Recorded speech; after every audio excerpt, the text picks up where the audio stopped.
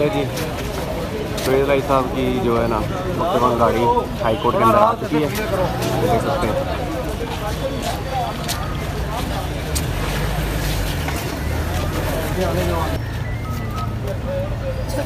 आप मैडम जिधर जाना आप आगे चली जाना, यहाँ ना इधर से जल्दी एक मिनट ठहर जाइए। इधर से जाओ।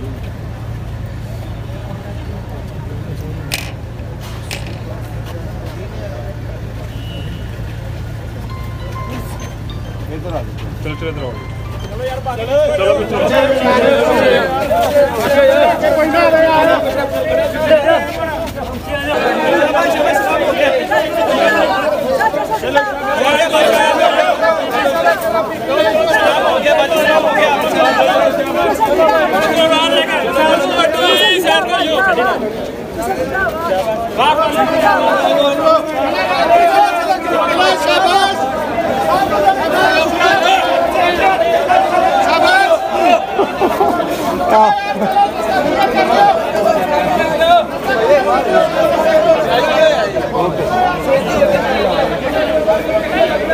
देखिए ये अमजद रफीक साहब की अदालत में ये पेश हो रहे हैं।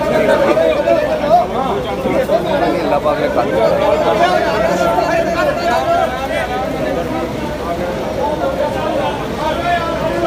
रास्ता थोड़ा